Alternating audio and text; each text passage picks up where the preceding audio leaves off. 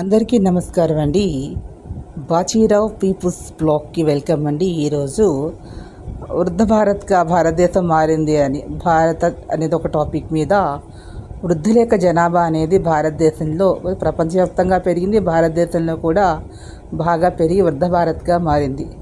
దీనికి సమస్యకి పరిష్కారం ఏమిటి అంటే వృద్ధులని చూసుకునే వాళ్ళు లేకపోవడం అనేది ఒక ప్రధాన. వృద్ధ జనాభా పెరగడం అనేది ఒక రకంగా మనుషుల యొక్క జీవితకాలం పెరగడం అనేది ఒక రకంగా గొప్ప విషయం.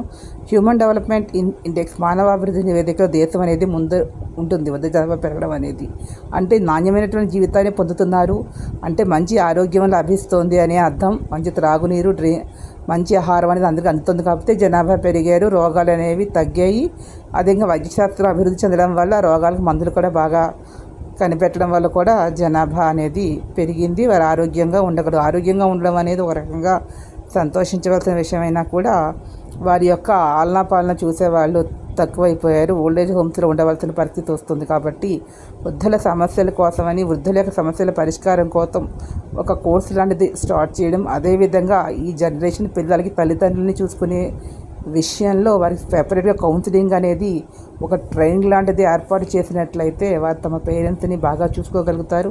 వారి మనస్తత్వానికి అనుగుణంగా అంటే ఆ ఏజ్లో వచ్చే సమస్యలని ఎలా అధిగమించాలి అనే విషయంలో వృద్ధులకు కూడా కొంతవరకు ట్రైనింగ్ ఇవ్వాల్సినటువంటి అవసరం కూడా ఉంది. అదేవిధంగా పిల్లలకు కూడా. అదేవిధంగా చాలామంది నిరుద్యోగ యువత చాలామంది ఉన్నారు కాబట్టి వారందరికీ కూడా ఈ ఈ వృద్ధులని చూసుకునే విధంగా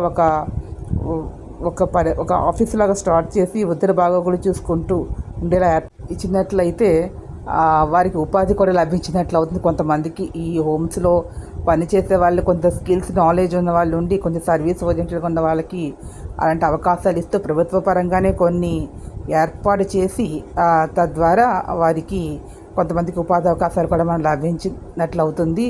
అలా వృద్ధ జనాభాని చూసుకునే వారికి ఒక రకంగా ఉపాధి కల్పించే విధంగా కూడా మనం చేయవచ్చు. ఈ వీడియో మీకు నచ్చిన లైక్ చేయండి, షేర్ చేయండి, సబ్స్క్రైబ్ చేసి ఒక లైక్ ఇచ్చి ఎంకరేజ్ చేయండి. Please subscribe my channel.